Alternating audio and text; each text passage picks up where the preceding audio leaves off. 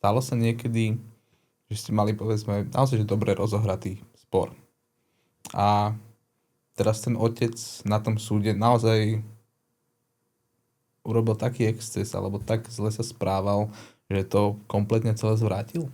Veľa z nich vníma tie kolízne opatrovničky ako niekoho, kto automaticky drží stranu matke. Je tento strach opodstatnený, alebo si otcovia túto nepriateľskú atmosféru niekedy vytvárajú sami? O koľko vie byť zvýšené výživné na základe jedného tuarega?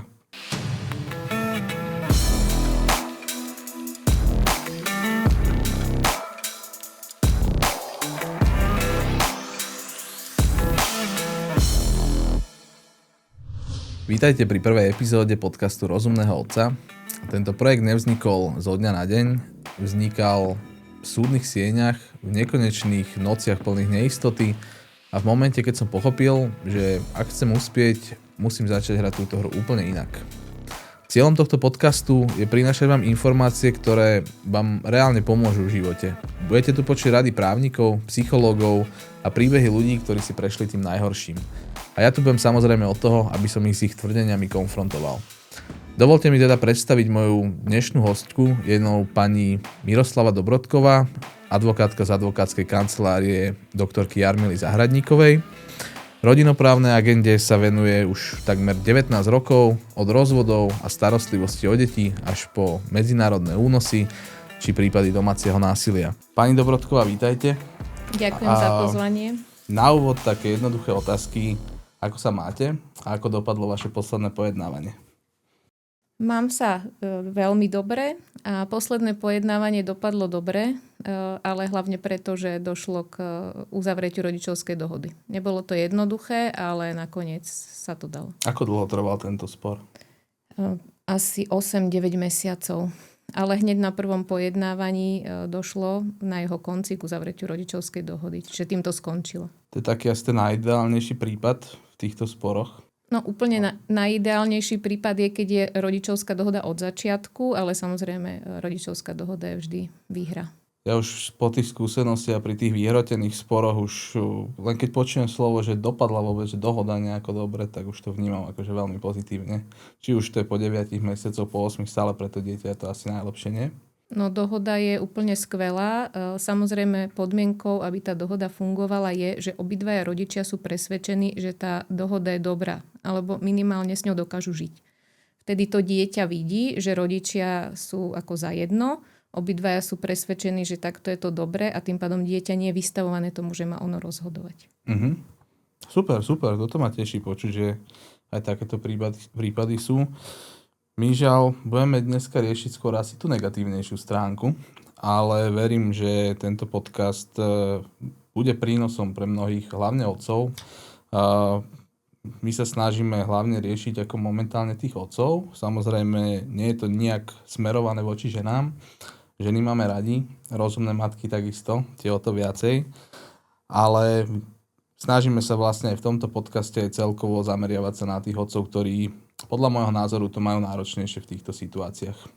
Samozrejme, budem hovoriť o otcoch, ale treba povedať, že veľmi veľa vecí, ktoré poviem, sa týkajú aj žien matiek. No nie je to tak, že otcovia a matky v tých súdnych konaní sa správajú, že totálne odlišne, to nie. V tomto podcaste sme sa rozhodli teda venovať téme, že najčastejšie chyby otcov v súdnych sporoch. A začal by som asi, že kde robia tí otcovia chyby pri komunikácii s vlastným právnikom.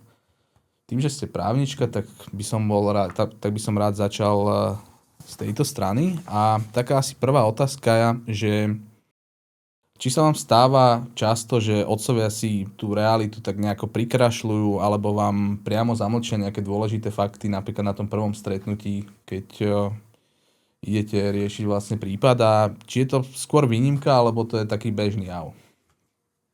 Začnem takto, že vzťah klienta a advokáta je založený na dôvere. Advokát má povinnosť mlčanlivosti. To znamená, že advokát nie je oprávnený povedať verejne, alebo teda v súdnom konaní niečo, s čím ten klient nesúhlasí.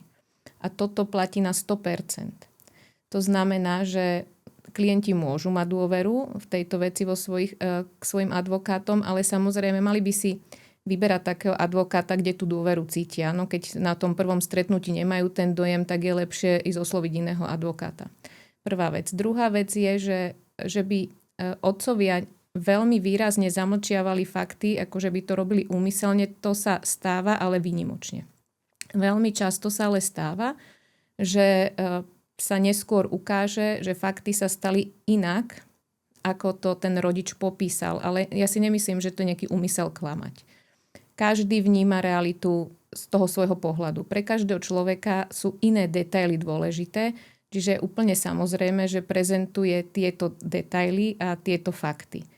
Ďalej je to laik, takže on nemôže vedieť, ktoré fakty sú dôležité pre to súdne konanie, čo povedať, čo radšej nepovedať. Takže v tejto veci sa to stáva veľmi často, ale o tom je presne tá komunikácia advokát-klient, kde si tieto veci vysvetlíme a samozrejme dohodneme sa naozaj veľmi detailne, čo na tom súde povedať a čo nepovedať. A keď už ale dojde k zamlčiavaniu nejakých ako naozaj že dôležitých vecí, čo si myslíte, že za tým je? Že je to nejaký strach z toho, že by ste toho klienta odsúdili? Alebo je to nejaká snaha vyzerať pred vami dobre, že byť za toho dokonalého rodiča? Alebo je to len možno nejaká snaha o taktizovanie? Myslím si, že veľmi často je to nejaká hanba. Rodičia sa často hanbia povedať niečo, za čo sa vôbec nemusia hanbiť. Naozaj každý má nejaké svoje životné skúsenosti, pohnutky a každý ťaží niečo iné. Takto na napätých situáciách o to viac. Ale my nie sme na to, aby sme ľudí hodnotili. Nikdy to nerobíme. Nikdy nikoho nesúdime. Neexistuje človek, ktorý by nerobil chyby. Takže to nie je o moralizovaní. Je to o tom, že máme dané nejaké fakty. Nejak sa tá situácia stala, to už sa neodstane. A my potrebujeme narábať teraz s tou situáciou a na ňu naväzovať. Čiže v globále by ste odporúčili radšej teda priznať všetko, aj keď to môže byť niečo negatívne, aby ste s tým vedeli potom pracovať? No určite. Určite áno, pretože je veľmi zlé, keď je to naozaj teraz nejaká závažná informácia. Áno, nie je maličkosť. Keď sa to ten advokát ako prvýkrát dozvie z prednesu druhej strany na súde. Pretože keď akákoľvek zlá informácia alebo čokoľvek sa stalo, vždy je dobré sa na to pripraviť a vždy to vypali lepšie, keď je človek pripravený a má premyslené, ako na to bude reagovať. A ako veľmi takéto, nazvime to zamlčanie pravdy, dokáže podkopať celú nejakú stratégiu tej obhajoby, ktorú máte pripravenú na tom súde? Ako nemyslím si, že to úplne zvráti prípad, to určite nie. Pretože to by muselo byť niečo fakt, ani si neviem predstaviť, aké závažné, aké hrozné, aby jednoducho došlo k tomu, že to otočí o 180 stupňov prípad. To sa nestáva, ale veľmi často sa stáva, že keď je to naozaj nejaká závažná vec, povedzme si napríklad na úrovni domáceho násilia, tak samozrejme to veľmi ovplyvní výsledok. A ďalšia vec, že to tam stále rezonuje, že niečo nebolo povedané. A presne tak, ako ste vykladli tú otázku, tak ľudia, ktorí sú zúčastnení na tom súdnom konaní, presne takto potom rozmýšľajú, prečo to zatajil, prečo to nepovedal, prečo to napríklad nevedel vysvetliť. A môže sa stať, že človek nevie veci vysvetliť práve preto, že na to nie je pripravený, že nevedel to vopred. Poďme teraz do praxe trošku. Spomeniete si na nejaký prípad, kedy na vás počas pojednávania vyskočil takýto kostlivec zo skrine? Že ste o tom vôbec ani netušili a museli ste proste reagovať nejako ihneď pod tlakom a nejako zachraňovať situáciu? Áno, to sa stalo párkrát, ale hovorím, nemalo to nejaké následky, že sme úplne otočili výsledok toho sporu, ale môžem povedať jedno také akože zábavnejšie a jedno vážnejšie. Nech nie sme len vážni. Napríklad pár rokov dozadu, keď išlo o konanie o výživnom, tak matka samozrejme chcela vyššie výživné, ako otec bol ochotný platiť. Áno, o tom sú. To je taký štandard, že? Áno, o tom je väčšina sporov, keď teda je spor o výživnom. Ale teda nebola to jediná otázka v tom konaní. Konalo sa tam aj o úprave starostlivosti, súčasťou ktorého bolo vypočutie maloletého dieťaťa. A tesne predtým, ako mal byť vynesený rozsudok, tiež bola taká časť konania, keď nás súdkyňa vyzvala, či sa nevieme porozprávať na chodbe nejako dohodnúť sa a vysvetliť si veci. A počas tejto debaty tam prišla kolízna opatrovnička, ktorá medzi tým vykonala ten pohovor s maloletým dieťaťom. No a pointa bola, že otec nejakým spôsobom prezentoval svoje príjmy a svoje majetkové pomery a napríklad aj tvrdil, že teda má byt, v ktorom ale býva, má na ňom hypotéku, čiže žiadny príliš majetný človek. Tvrdil, že nemá auto, že jazdí na starom aute, ktoré má od niekoho požičané. A ako sme sa o tomto bavili, tak do toho prišlo to dievčatko a teda rozbehlo sa prirodzene k rodičom. Ocko, a ty si tu dnes na tom svojom novom autičku a ukážeš mi ho. No a samozrejme... To bolo z auta. No, kolízna to počula, povedala to samozrejme v pojednávacej miestnosti. Sudkyňa teda chcela vedieť, nech to otec vysvetlí a vyšlo najavo, že si kúpil Tuarega. No tak asi sa nemáš tak zle. Takže tým pádom bol ochotný ale sa dohodnúť na vyššom výživnom, lebo jednoducho vyšlo najavo, že neuvádzal pravdivo svoje majetkové pomery. Takže to bolo také vtipnejšie. Áno. Koľko vie byť zvýšené výživné na základe jedného Tuarega? No nebol to nejaké šokantne vysoké výživné. Tam spor medzi tou matkou a otcom bol plus minus 200 eur. Čiže sme sa nakoniec dostali niekde do stredu. Čo ale ani jeden z tých rodičov nebol v tom. Čiže nový Tuareg je plus minus 100 na vrch. To sa nedá sa dať takto rovnítko, ale v tej veci to tak bolo, bohužiaľ. No. Ale myslím si, že nemusel byť nespokojný. No, ale tie vážnejšie veci sú, keď vyjde najavo, že jeden z účastníkov je páchateľom domáceho násilia. Pretože človek, ktorý je tou obeťou, ten sa tým ako nechváli. To nie je od prvého momentu komunikácie s klientom alebo aj od prvého momentu, ako sa človek dostane k predmetu súdneho konania zjavné. Veľa tých obetí to tají a nechce to rozmazávať na súdnom konaní. Ale je veľmi dôležité, aby túto informáciu advokát mal a myslím teraz aj toho advokáta, ktorý stojí na strane toho páchateľa domáceho násilia. Pretože jednoducho, keď takáto vec vyjde na pojednávaní, to je jedna z veľmi vážnych vecí. Človek, ktorý je páchateľom domáceho násilia, má určite minimálne obmedzené rodičovské kompetencie. V tejto republike síce už som počula od niektorých predstaviteľov názor, že človek, ktorý je páchateľ domáceho násilia, neznamená, že nemôže byť dobrý rodič. Ja s tým nesúhlasím. Preto, keď mám taký dojem po prvom stretnutí s klientom, že niečo také by tam mohlo byť, tak sa vždy na to opýtam. Toto je akože podľa mňa na samostatnú debatu. Určite. Lebo v veľkej časti s vami súhlasím, ale takisto sa to aj veľmi často zneužíva. A aj teraz, jak ste hovorili, že vlastne teda ako keby vo väčšine prípadov tá obeť to ani sama s tým ako keby neprichádza. Že sa to tak nejako samé priebehu toho pojednávania, ak som to áno, je pre nich, áno, je pre obete veľmi ťažké o tom rozprávať, veľmi ťažké. Lebo dosť často sa vlastne stáva, že sa toto práve zneužíva voči teda prevažne tým mužom a práve je to ako keby takéto to prvotné, s čím ten advokát väčšinou matky príde.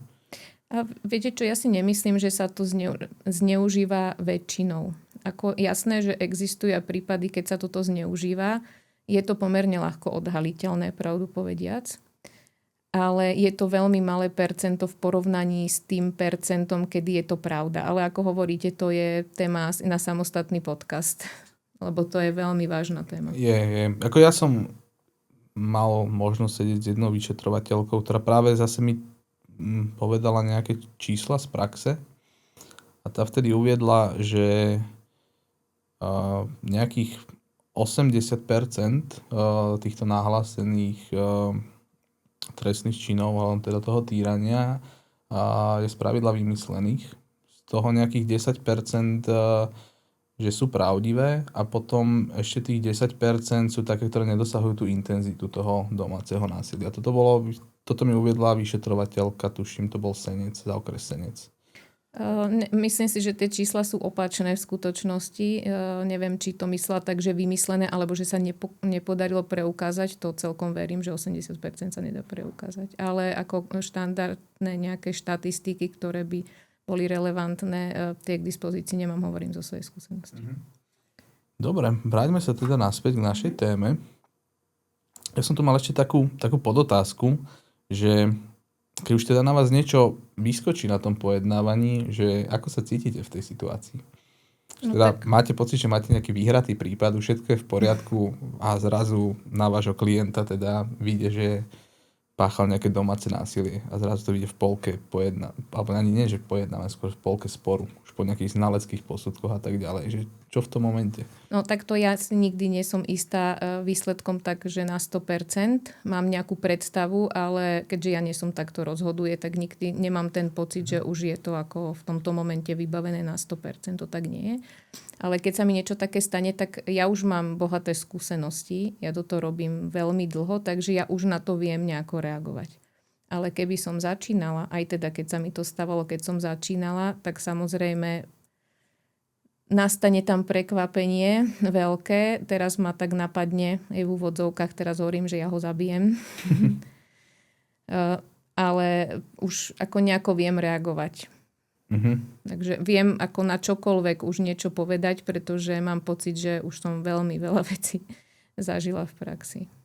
Dá sa povedať, že máte už vyvinutý nejaký šiestý zmysel po tých v podstate 19 rokov praxe, že akoby viete odhadnúť toho klienta? No, myslím si, že viem odhadnúť, nehovorím, že na prvé stretnutie, lebo to prvé úvodné stretnutie trvá povedzme hodinu, tak to určite nie. Ale v priebehu spolupráce dokážem si myslím, že celkom odhadnúť, či mi hovorí pravdu, alebo či niečo nezamlčuje, ale ja keď mám takýto pocit, ja to vždy otvorene komunikujem, lebo to je úplne kľúčové pre tú dôveru. Ako mne nemôže klient povedať niečo, čo by ma tak strašne šokovalo, že by som ho nejak odsudzovala, alebo niečo týmto smerom. Ako viem si predstaviť, že by sme sa dohodli na ukončení spolupráce, hej, pozor, dohodli. Ale to by muselo byť niečo veľmi vážne a veľmi výnimočné. Hovorí sa, že lekárovi sa neklame a rovnako aj právnikovi sa neklame. A existuje niečo, čo otcovia považujú napríklad za nepodstatné, ale z vášho pohľadu je to nejaký kľúčový detail, ktorý vyslovene môže aj rozhodnúť ten spor? Veľmi často sa stáva, ale opätovne hovorím, že to platí pre obe strany. Že nevedia úplne správne alebo naozaj v súlade s realitou popísať napríklad, ako prebieha starostlivosť o dieťa v čase, keď sa my dva vidíme, ja a klient. Lebo vlastne to je jedna z kľúčových vecí, ktorú potrebujeme vedieť. Ďalej veľakrát sa stane, že nevedia úplne popísať, ako je rozdelená taká tá každodenná starostlivosť o dieťa. Poviem príklad, napríklad matka ráno odvezie dieťa do školy, dieťa v škole, po obede ho vyzvihne otec, ide s ním na krúžky, vrátia sa domov, potom zase to preberie matka do starostlivosť a tak ďalej. Ale každý z týchto dvoch rodičov vám v konečnom dôsledku povie, že dieťa je celý deň so mnou. Takže napríklad takéto, možno to znie, že to detail, ale nie je to detail. To dieťa je celý deň s oboma rodičmi kvázi. Teda s výnimkou toho pobytu v škole. Nie len s jedným alebo len s druhým. A to je jednoducho kľúčové pre to konečné rozhodnutie vo veci. Máte nejakú radu pre otca, ktorý sa hanbí priznať nejaké chybe z minulosti? Že prečo je proste lepšie, aby ste to vedeli vy, než a nie proste až sudca alebo protistrana? No, rada je tá povedať to advokátovi, lebo ako som hovorila, s advokátom je možné sa dohodnúť, že toto bude okolnosť, ktorú v tom súdnom konaní spomínať nebudeme. Pokiaľ teda nebude nutné z toho dôvodu, že to vyťahne druhá strana. Schválne hovorím, druhá strana nie je protistrana, lebo sme v tzv. Nesporovom konaní. Ak má klient pocit, že jednoducho to nedokáže to povedať ani na druhom, ani na treťom stretnutí s tým advokátom, tak z môjho pohľadu tam nie je jednoducho dôvera. Aj dôvera buď je, alebo nie je. A potom je lepšie, aby si ten klient prehodnotil, či radšej si nenájde nejakého iného advokáta, ktorému bude viac dôverovať a povie mu to. Lebo naozaj, ako my klientov nesúdime. Nikto nie je dokonalý a každý človek robí chyby a aj ťažké chyby a bohužiaľ aj nenapraviteľné chyby. Prešiel by som teda do ďalšej oblasti. Ako by sa mal ten otec správať, poprípade na čo si dávať pozor, keď komunikuje na súde, poprípade s kolízným opatrovníkom. A moja taká prvá otázka, čo určite bude zaujímať aj veľa otcov, veľa z nich vníma tie kolízne opatrovničky ako niekoho, kto automaticky drží stranu matke. Je tento strach opodstatnený, alebo si otcovia túto nepriateľskú atmosféru niekedy vytvárajú sami? Nemyslím si, že je ten strach opodstatnený a poviem vám, že som mala veľmi veľa prípadov, kde si obidvaja rodičia po vynesení rozsudku, respektíve ešte predtým, ale po vyjadrení kolíznej opatrovničky mysleli, že kolízna opatrovnička drží stranu tomu druhému. Že ani jeden nebol spokojný s tým, čo kolízny opatrovník povedal. Úlohou kolízneho opatrovníka je povedať, čo je z jeho pohľadu najlepšie pre dieťa. A samozrejme sa to nemusí páčiť ani jednej, ani druhej strane. Kolízny opatrovník väčšinou vykonáva aj pohovor s dieťaťom. Dieťa má právo aj teda požiadať kolízneho opatrovníka, aby neoznámil obsah toho rozhovoru, len ako keby nejaký výsledok. Že aby sa vyjadril teda, ako to na základe toho odporúča usporiadať tú rodičovskú starostlivosť. Ako zaujatosť kolízneho opatrovníka to spomína veľmi veľa ľudí v súdnych konaniach, ale zaujatosť ako právna disciplína, nie že disciplína, ale jednoducho právny predpis, ktorý hovorí o zaujatosti, presne ustanovuje, že čo to znamená. To je nejaký právny pojem a znamená to, že existuje nejaký pomer toho kolízneho opatrovníka napríklad k účastníkom konania, ale myslí sa napríklad kamarátsky, alebo rodinný vzťah nejaký. Pokiaľ teda ste tej kolíznej opatrovničke nesympatická alebo nesympatický, tak to není proste zaujatosť. To len máte smolu. Dá sa to takto povedať? Ako keď ste nesympatický, tak asi áno, asi je to smola, ale ja by som úplne nepovedala, že je to nutne. Tak hovorím, že veľakrát ma prekvapilo, že obidve strany si to mysleli. Že obidve strany. Ďalšia vec je ale z toho právneho hľadiska, že súd v konaniach ustanovuje za kolízneho nie konkrétnu osobu, ale úrad ako taký, ten úpsvar. A v rámci úradu je tá vec pridelená nejakej konkrétnej osobe. Takže jednoducho je to aj nejaký náhodný systém, alebo teda podľa priezviska napríklad dieťaťa tej rodiny, ale jednak tým, že je ustanovený úrad ako taký, tak pokiaľ naozaj tam nie je splnená tá zaujatosť, to znamená, že ten pomer k účastníkom alebo k veci, tak nie je nejaká šanca, aj keď budete namietať zaujatosť, že to povedie k nejakej výmene kolízneho opatrovníka alebo že by to akokoľvek pomohlo. To práve, že môže mať presne opačný efekt v tom konaní. Ale keď poviete, že to má opačný efekt, tak tam sa práve dostávame potom k tomu, že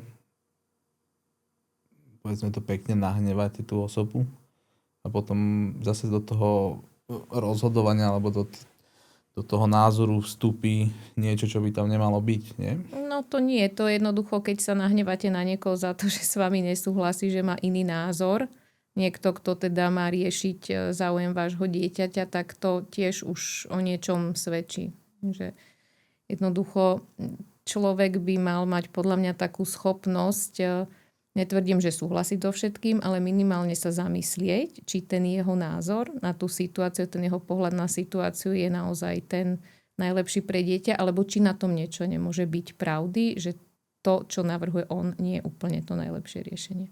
Čo by ste ale odporúčili otcovi, ktorý má teda pocit, že tá kolízna opatrovnička je voči nemu zaujatá? Aké sú nejaká legálna, rozumná cesta a hlavne účinná, ako riešiť proste takúto situáciu? No. Treba si povedať aj to, že skutočne tam tí ľudia môžu byť zaujatí. Ako hovoríte, možno nemá to tú právnu váhu, ale môže tam byť práve nejaká tá apatia alebo nesympatia voči tomu človeku, ktorá sa môže preniesť potom do nejakého rozhodovania alebo do tých správ, ktoré naozaj potom rozhodujú tie spory. No, úplne si nemyslím, že tá správa od kolízneho opatrovníka rozhoduje spor. Je to jeden z dôkazov, nie jediný, to je jedna vec. Druhá vec, ak rodič má naozaj dôkazy, že je tam zaujatosť, ale v tom právnom zmysle. To znamená, že vie, že ten kolízny opatrovník, ktorý bol určený na riešenie tejto konkrétnej situácie tohto dieťaťa, je najlepší kamarátka s niekým z blízkej rodiny, tak samozrejme to môže oznámiť, ale treba to urobiť teda čo najskôr, ale stále sme v tej rovine, že súd neurčil kolízneho tú konkrétnu osobu, ale úrad. Takže je v kompetencii úradu rozhodnúť, či dôjde vlastne k zmene kolízneho opatrovníka. Akože žiadna iná cesta nie je.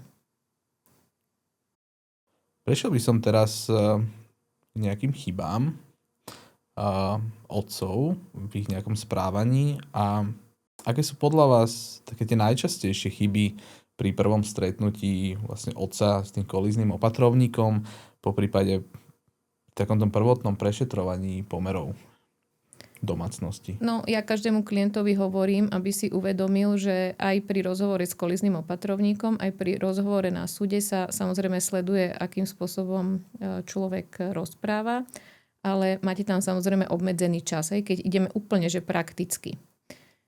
Preto ten čas by ste mali skôr využiť na to, aby ste prezentovali svoj vzťah s tým dieťaťom, čiže hovoriť o sebe, ako vo vzťahu k dieťaťu samozrejme, o tom napríklad, čo ste spolu zažili, čo by ste chceli zažiť, ako by ste chceli to dieťa vychovávať, že využiť čas na toto a nie využiť čas na to, aby teda rodičky dal na toho druhého. Ja si dovolím dať do toho ešte takú vsúku. A čo má urobiť ten otec, lebo keď dochádza k tomu prešetrovaniu pomerov, tak väčšinou to dieťa ako spravidla aj štatisticky to tak proste je u matky. A teraz sa prešetrujú pomery v domácnosti matky, kde zvyčajne je aj to dieťa prítomné. Že sa to už tak zoberá ako taký balík. Ale keď sa prešetrujú pomery vlastne v domácnosti otca, tak tamto dieťa väčšinou prítomne nie je. Že akým spôsobom potom preukázať ten vzťah s tým dieťaťom, keď fakticky sa reálne stáva, viem to z vlastnej skúsenosti, nebyť jednej kolíznej opatrovničky, tak možno nejakú moju interakciu s dcerou by nikto nikdy nevidel, keby ja som ju vyslovene nepožiadal, aby prišiel na styk. A čo má ten otec vlastne urobiť? Lebo na tomu sudcovi príde nejaká správa od kolízneho opatrovníka, ktorý vidí interakciu dieťaťa s matkou, ale už zrazu nevidí tú interakciu dieťaťa s otcom. No tak toto, že to nevidí, neznamená, že neexistuje dobrý vzťah, ale teda aby som sa vrátila vlastne k pointe tej otázky. Šetrenie pomerov a teda zisťovanie názoru dieťaťa sa nestane bez toho, aby rodičia o tom nevedeli. Štandardné je taký priebeh súdneho konania, že príde na prvé pojednávanie, sudca vypočuje jednu druhú stranu a potom teda povie, ako bude postupovať ďalej. A jedna z vecí je, že požiada kolízneho opatrovníka, aby prešetril pomery a prípadne zistil názor dieťaťa. A tam je presne ten bod, kedy treba si dohodnúť priebeh toho šetrenia pomerov a zisťovanie názoru dieťaťa tak, aby pokiaľ je to možné, väčšinou je to možné, boli buď prítomní obidva rodičia, ale teraz nemyslím priamo pri tom pohovore, ale napríklad, že obidva rodičia majú možnosť, ak chcú dieťa doviesť na úrad za kolíznym opatrovníkom, alebo ak pohovor s dieťaťom vykonáva priamo sudca, tak obidvaja rodičia majú možnosť, aby prišli spolu s tým dieťaťom. Samozrejme čakajú na chodbe, ale už to, že dôjdu spolu, tak niečo znamená. A presne toto je vec, ktorú treba riešiť na pojednávaní. Keď tam padne návrh na šetrenie pomerov, tak treba povedať, že ja by som ale bol rád, aby sa to nedialo v domácnosti toho alebo toho, lebo nemám potom dôveru napríklad. Ale teda čo mám skúsenosť, povedzme, že posledné roky, nie veľmi dlhé roky, ale už sú to roky, tak sa na toto začína dávať pozor, aby jednoducho obidvaja rodičia mali možnosť sprevádzať to dieťa za vykonaním toho. A čo pri takých neodkladných opatreniach, kde to pojednávanie nie je, rozhoduje sa rýchlo, dajme tomu rýchlo do tých 30 dní a tam jednoducho sudca pošle žiadosť na úpsvar a tam sa ako keby nie je ani priestor požiadať o to šetrenie pomerov. No, ako keď sa vôbec nevykoná šetrenie pomerov, tak neodkladné opatrenie je vydané na základe toho, čo je napísané v návrhu a na základe listín, ktoré sú pripojené k návrhu. Ale áno, viem, čo myslíte, že keď sudca požiada kolízneho opatrovníka, aby predtým, ako vydá rozhodnutie o návrhu na nariadenie neodkladného opatrenia, aby zistil názor detí. To samozrejme sme zažili viackrát v praxi. Robí sa to vtedy, keď tá situácia nie je úplne jednoznačná, alebo takto, že nejaví sa sudcovi z návrhu, že je tá situácia jednoznačná, že bude na zamietnutie návrhu alebo teda na nariadenie neodkladného opatrenia. Vtedy áno, druhý rodič sa nedozvie, že sú zisťované pomery, ale to je niečo, čo vlastne krajský súd vo väčšine prípadov následne potom koriguje. Buď tak, že zruší úplne to neodkladné opatrenie, alebo ho nejako upraví. To býva veľmi často. Lebo napríklad názor detí, ktoré sú veľmi malé, 3, 4, 5 ročné, to samozrejme nie je nejaká berná minca. Toto je otázka asi skôr na kolíznú opatrovničku, ale položím ju aj vám a možno z tých skúseností budete vedieť odpovedať. Keď príde kolízna opatrovnička do domácnosti, že čo sú podľa vás také tie detaily, ktoré si najviac všíma? Podľa mňa si všíma tú prirodzenosť chodu tej domácnosti a prirodzenosť vzťahu medzi rodičom a dieťaťom, ak je tam prítomné. Ako raz v živote som za všetky tie roky, čo to robím, zažila, že kolízna opatrovnička otvorila skriňu, či je v nej upratané a otvorila chladničku, či sú tam potraviny. Ale to bolo v situácii, keď otec tvrdil, že býva na nejakej adrese a boli pochybnosti, či tam naozaj býva. Čiže ona si ako keby pozrela ten priestor, či vyzerá, že tam niekto býva. Z tohto titulu nie, že by podozrievala toho rodiča, že nie je schopný dať dieťaťu ani nájsť. Čiže netreba si zavolať upratovaciu čatu a ísť na veľký nákup pred návštevou kolíznej opatrovničky. Nie, úplne prirodzene. Hej. Zas ako keď je tam neporiadok, a keby ste práve robili stavebné úpravy, to tiež nie je ideálne. Mali ste už takú správu, že by to aj zohralo nejakú rolu, že teda v domácnosti bol bordel? No, to áno. Ale to bol priam bizár, by som povedala. To bola domácnosť otca, ktorá bola popísaná tak, že visia dvierka od skriniek v kuchyni, že sú smeti okolo koša po zemi, aj nevysypaný kôš. Potom, že oblečenie všetko je na gauči, alebo na kresle, alebo na zemi. Potom tam bola veta, že k posteli sa dá dostať len jednou úzkou cestičkou a nedá sa v nej spať, lebo sú tam posmrkané vreckovky. To bol taký extrém. A vyzeralo to, že si naozaj dali záležať. To bol váš klient, alebo? Našťastie nie. Nie. A myslíte si, že to tak v skutočnosti bolo? Myslím si, že áno. Hej. Áno. Ako keby som mala pocit, že môj klient by bol niečo tako schopné, tak tomu poviem, že keď nemáte úplne ako vzťah k tomu upratovaniu, tak na ten jeden raz si zavolajte nejakú pomoc. Prejdime teraz k tým súdom. Ako človek, ktorý tam už bol možno 3-4 krát, tak už predsa len aj to vystupovanie je prirodzenejšie, ale postaviť sa prvýkrát pred sudcu. Ja si tiež pamätám, že mi to bolo nepríjemné a to som už mal dlhé roky skúsenosti s nejakým vystupovaním aj pred väčším dávom ľudí. A aké sú také, že najväčšie chyby, čo tí muži robia pred tým sudcom alebo v momente, keď dostanú slovo, keď majú vlastne prvýkrát rozprávať? Určite nie je dobre tam hrať nejakú rolu.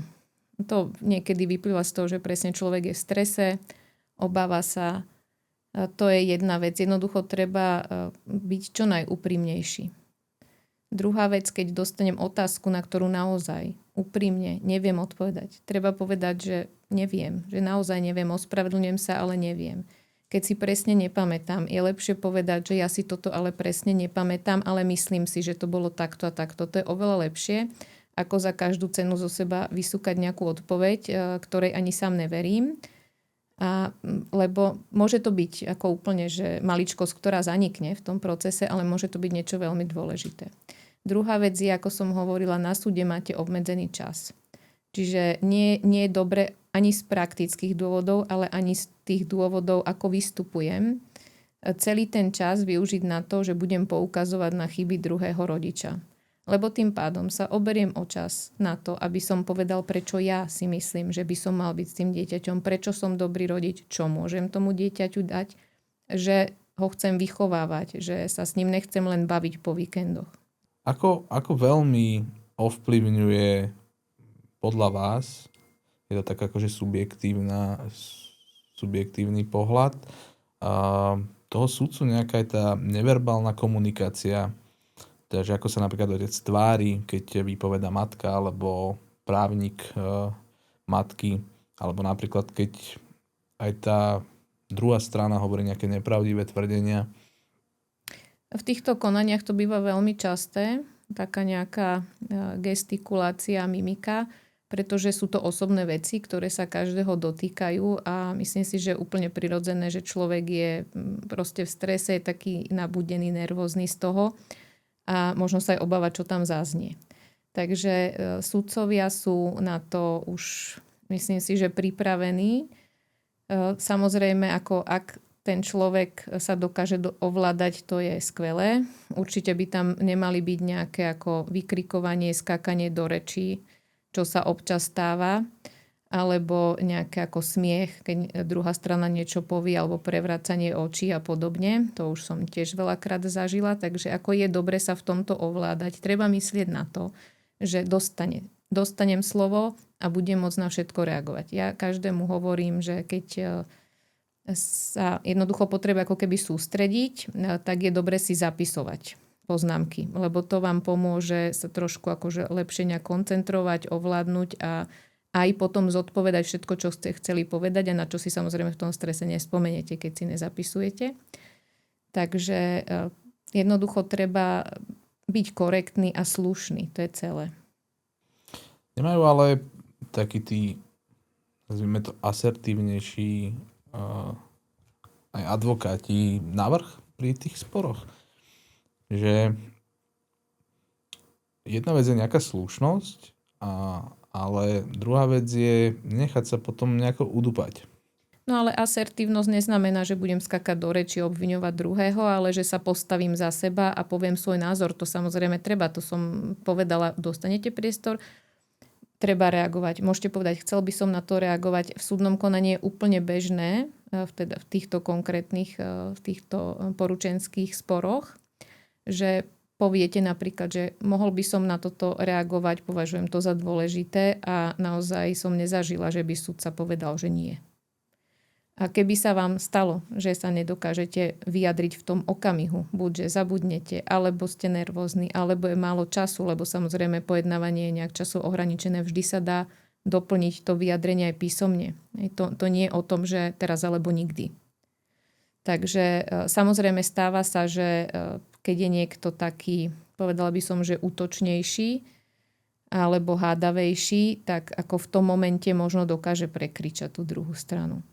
Ale nie celkovo, ako v celkovom konaní.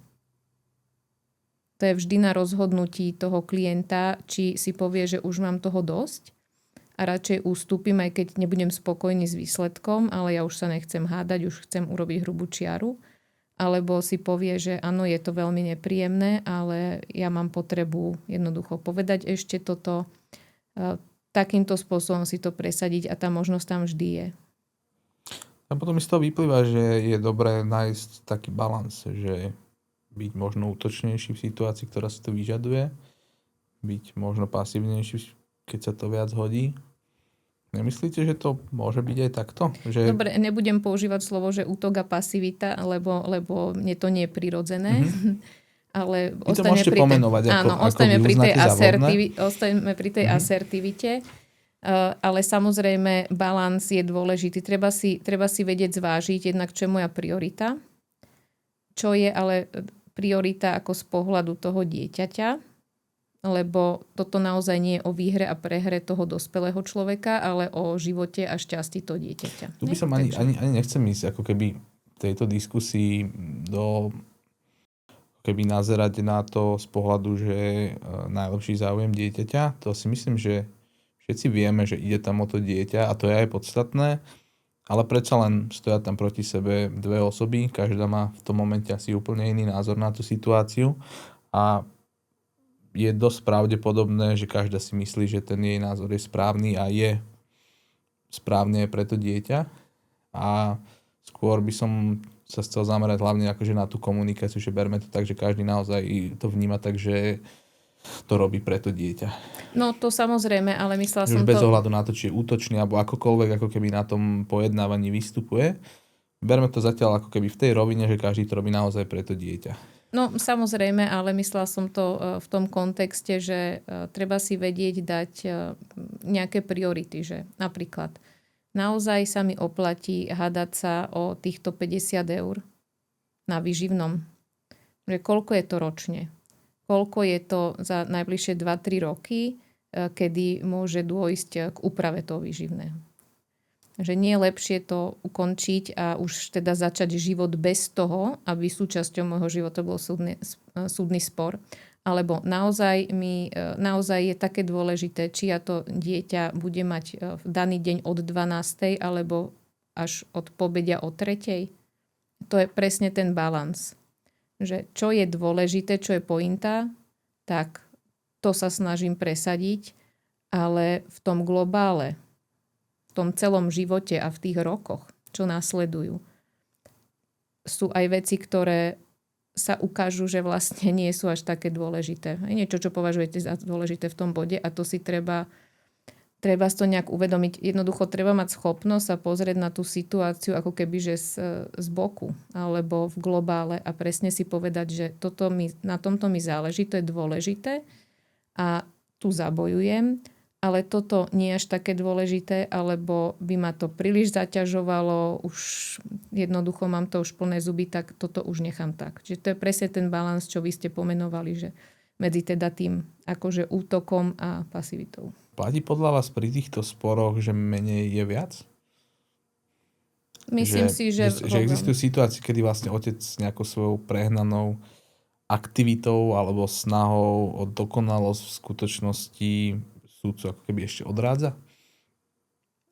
Myslím si, že áno, menej je viac. Áno, myslím si to, lebo keď príliš ako keby tlačíte na pílu, tak odvediete pozornosť od tej pointy tak úplne drobným, naozaj bezvýznamným dielčím sporom o hlúposti, doslova o hlúposti, a jednoducho odvedie sa pozornosť tým smerom a zabudne sa na to, čo je podstatné. Lebo podstatné napríklad je, že chcem byť s dieťaťom.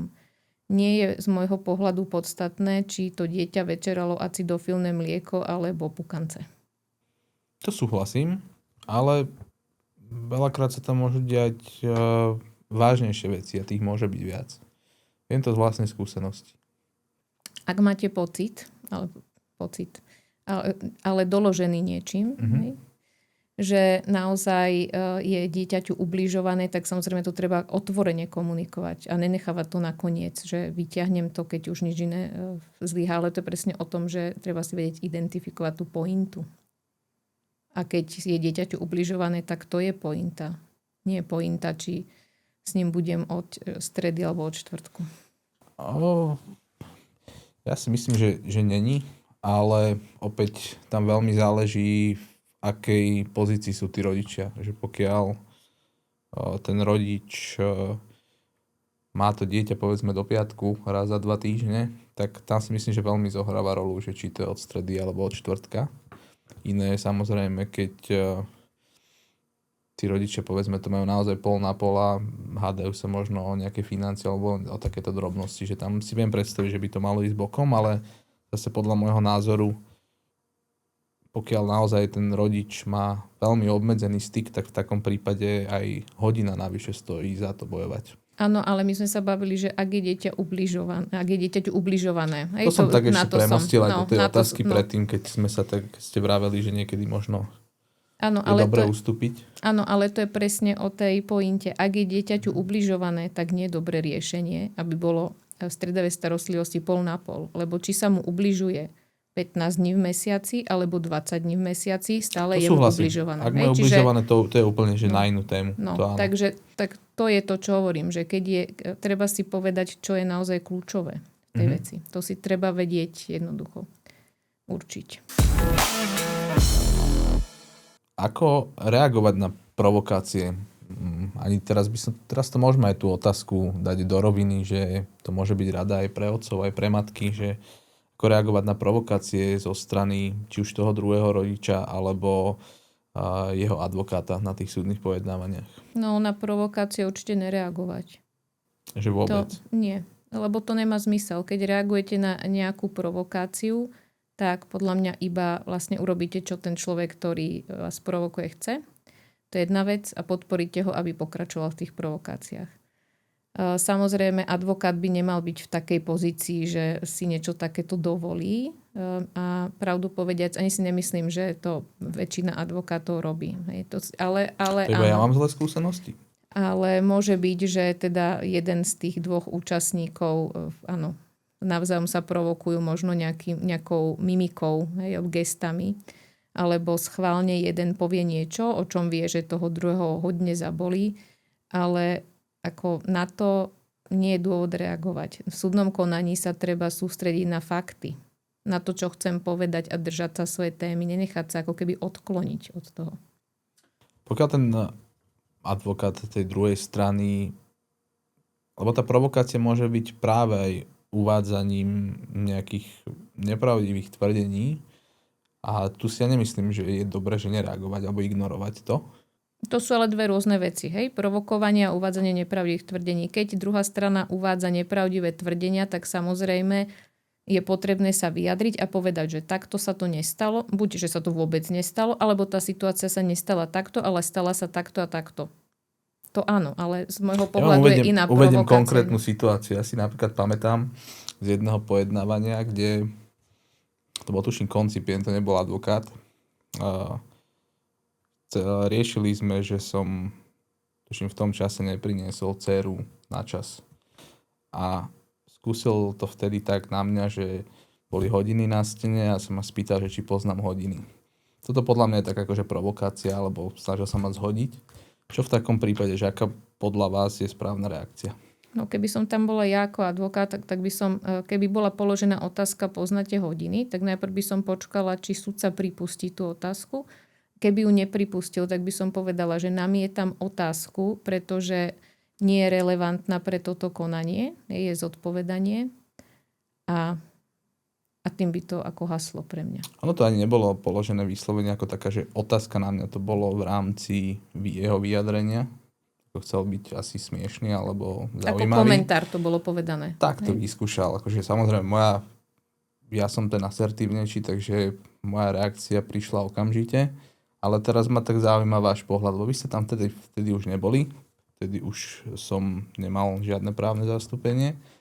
A tak ma iba zaujíma, že ako by ste teda reagovali vy, keby ste tam sedeli. No keby som bola ja ten klient. Hej? Uh-huh. No. Ako klient by som povedala, že prečo sa ma to pýtate?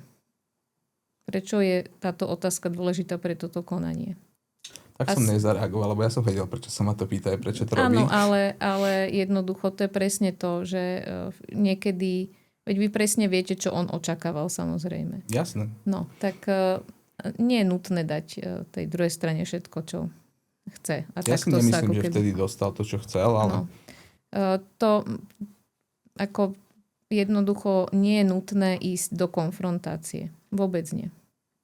Čiže podľa vás, ale že za žiadnych okolností, alebo... Ako na provokácie takéhoto typu, na hodnotiace úsudky, že vy ste taký alebo onaký, určite nie.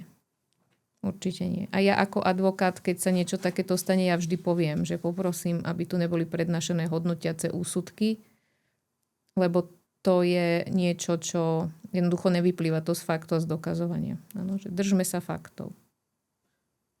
Povedzte nám niečo z praxe. stalo sa niekedy, že ste mali, povedzme, naozaj že dobre rozohratý spor. A teraz ten otec na tom súde naozaj urobil taký exces, alebo tak zle sa správal, že to kompletne celé zvrátil? Pamätáte si na niečo také? Akože úplne, že by to otočil, to určite nie, ale pamätám si na niekoľko vyhrotených situácií a presne to súviselo s nejakými konfliktami fyzického typu. Mhm. Že matka teda popisovala, že sa niečo stalo medzi nimi a jeho reakcia, ako na to sa nedá dobre reagovať, tak by som asi povedala. Jediná dobrá reakcia, ak je to pravda, je, že áno, stalo sa, ospravedlňujem sa. Niečo v tomto štýle. Ale jeho reakcia bola, že niečo v tom štýle, že ja za to nemôžem, ona prišla neskoro, ona potrebovala vysvetliť, že urobila niečo zlé, čiže ja ujdem teraz vychovávať. A vlastne urobil som to pre dobro. Tak toto nie je úplne dobrá reakcia a to je niečo, čo to zarezonuje tak, že tá súdkyňa si to, alebo súdca bude určite pamätať aj do ďalšieho pojednávania a toto už nie je dobre. Lebo jedna z vecí, ktorá sa sleduje v súdnom konaní je, či vy ste schopní ako keby preukázať tomu druhému rodičovi rešpekt. To samozrejme platí pre obe strany. Lebo nech sa stalo medzi tými rodičmi čokoľvek, tak oni sú rodičia. Je to dieťaťa, majú spolu to dieťa, oni sa preto jedného dňa rozhodli. Čiže minimálne rešpektovať tú rodičovskú rolu toho druhého je nutné. A vlastne keď sa človek správa takto, že ja som vlastne ten, čo to vie správne a tá druhá strana je úplne mimo a jednoducho nevie nič správne urobiť, robí všetko zle, tak tým dáte najavo, že tam žiadny rešpekt nie je. Keby nechcel som úplne ísť do týchto tém, ale predsa len sa spýtam, keď ste povedali, že súd sleduje, či ten jeden rodič dokáže rešpektovať toho druhého. Ako v skutočnosti naozaj ten súd sa rozhoduje aj na základe tohto? Lebo ja túto otázku kladem opäť z vlastnej skúsenosti, pretože si myslím, že rešpekt od mojej ex-partnerky som za 4 roky nedostal ani raz. A nemyslím si, že a v podstate ani v tých rozsudkoch to nikdy nebolo pretavené, že by na to súd niekedy pozeral. Súd sleduje, či je tam daný rešpekt z jednej druhej strany, ale to je jedna z vecí, nie jediná. V súdnom konaní je veľmi veľa okolností, ktoré sa berú do úvahy, čiže nie je nejaká jedna okolnosť, ktorá ako keby má vplyv na konečné rozhodnutie vo veci, vždy je to súbor tých okolností. To je jedna vec a druhá vec je, že ten rešpekt sa veľmi sleduje. Ale zase na druhej strane, keď je naozaj veľký konflikt medzi rodičmi, naozaj vysokokonfliktný spor a napríklad jedna strana druhú nerešpektuje, no väčšinou je to, že vzájomný nedostatok rešpektu, ale povedzme, že jedna strana. Povedzme, že je to Vy tak... poznáte môj prípad. Áno. A ja si myslím, že tu by sa to dalo minimálne do nejakého bodu časového zaramcovať, že to bola jedna strana. No, povedzme, že jedna strana nerešpektuje druhú. To ale neznamená, že ako keby následky tohto nesprávneho konania alebo správania toho dospelého má niesť to dieťa. Čiže nemôžeme to ako keby zjednodušiť v tej rovine, že keď povedzme matka nerešpektuje otca, tak jednoducho dieťa zveríme otcovi. Takáto skrátka tam nemôže byť. To nemôže byť. Hej. Ale samozrejme úlohou aj kolízneho opatrovníka, aj sudcu je vysvetliť tomu rodičovi, u ktorého nevidí ten rešpekt druhému, prečo to nie je správne, ako tým môže tomu dieťaťu ublížiť a kde by sa mal nad sebou zamyslieť. Poďme preč z tejto témy, aby sme ostali v tom, prečo tu dneska sedíme. Ale zaujímalo ma to. V podstate taká posledná otázka k tomuto. Povedzte nejaký bizarný moment z nejakého spojednávania, kedy to otec naozaj že pokazil. To podľa mňa bude našich divákov veľmi zaujímať. Niečo naozaj že bizarné. Nie je také, že povedal niečo zlé, ale... Ja to chápem. No, naozaj, že buď tam vybuchol, dobre, alebo odišiel. Zažila som všeličo, aj vám možno poviem zo pár vecí, ale stále je to v tej rovine, že nikdy to nie je také také zle, alebo ten efekt toho správania nie je taký, že by to teraz úplne otočilo, zvrátilo celý spor. To jednoducho sa nedieje práve preto, že tam vstupuje príliš veľa okolností. Zažila som, že otec už bol tak vylezený na tom stolíku, za ktorým sedel, že ho ako prelezie a ide tam niekomu struhnúť. To som zažila. Aj sa stalo, alebo... No nie, lebo teda v pojednávacej miestnosti je viac ľudí, ktorí to stopli v zárodku, ale už to bolo také, že ešte pár sekúnd a stalo by sa to. Zažila som aj to, že sa, nepoviem, či to bol otec alebo matka, povieme rodič, sa uprostred pojednávania postavil a začal sa klaňať sudcom. To bolo na odvolacom súde, kde sedia teraz sudcovia, tam sedí senát. Aby im dal najavo, že ako bol to nejaký sarkastický prejav niečoho, akože sa im začal klaňať, to som zažila. Prečo nepoviete, že či to bol otec alebo matka? Lebo si nemyslím, že to robí takéto bizarné veci len jedna strana. Ale keď to chcete počuť, tak áno, bol to otec. V poriadku. Ja práve, že nech si to aj tí otcovia vypočujú. Ale to tým nechcem povedať, že jednoducho otcovia sú ako keby že schopní horšieho správania v pojednávacej miestnosti. Je to tak ťažký osobný spor, že v zásade nevieme predpokladať, kto ako sa zachová, hlavne keď tu niekto vyčerpaný, frustrovaný naozaj už z dlhého trvania toho súdneho konania. Takže... Toto je zatiaľ asi najbizarnejšie. Čo ste počuli? S tým kláňaním. Napríklad... Lebo viem si predstaviť, že sa tam niekto aj pobije, alebo si tam vynadá, že ľudia sú rôzni, majú rôzne, takže tie emócie sú tam naozaj vybičované. Obzvlášť, keď aj tí advokáti sú asertívnejší. Ale že by sa niekto začal kláňať sudcom, tak to by ma asi nenapadlo. Tak to ma prekvapilo tiež.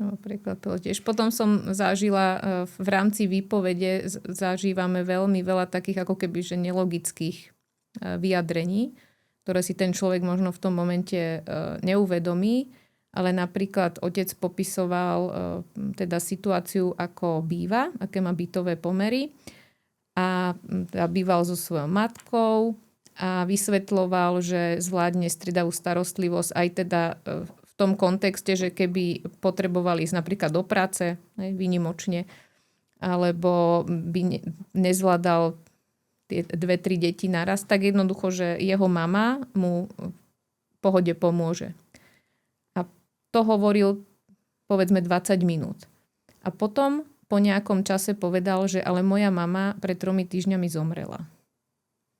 Že je to ťažká situácia, lebo je to tragédia v živote toho človeka, ale vlastne on dovtedy celý čas hovoril, ako keby to bolo aktuálne, že tá mama mu bude pomáhať. A čo je vlastne tá pravdivá verzia? No, že zomrela. Aha. A teraz je to naozaj taká kontroverzná situácia, lebo na jednej strane veľa jeho vyjadrení na tom bolo postavené, že má pomoc, má podporu. Že nežije sám, nebude na tie deti sám, pretože to boli ešte malé deti a presne tá otázka tam padla. Či zvládne starostlivosť o ne. A vlastne výsledok bol, že mama zomrela a tým pádom celé to jeho vyjadrenie je nereálne. Ale v tom, ako to zaznelo v tej pojednávacej miestnosti, to bolo veľmi zvláštne. Videli ste reakciu sudcu alebo sudkyne? No reakcia bola podľa mňa úplne korektná a reakcia bola na tej úrovni, že teda ako to je. Samozrejme nikto to nerozmazával. Je to ťažké, keď vám nejaký taký blízky človek zomre, ale len sa sudkyňa uistila, že teda aká je situácia, ako to je naozaj. Kde je podľa vás tá hranica, kedy otec už prestáva bojovať o to dieťa a začína skôr bojovať proti tej matke? Ako náhle proste ten otec nadobudne pocit, že sa niečo deje, treba konať podľa mňa okamžite. Existuje podľa vás v slovenskom súdnictve korupcia v opatrovníckych sporoch?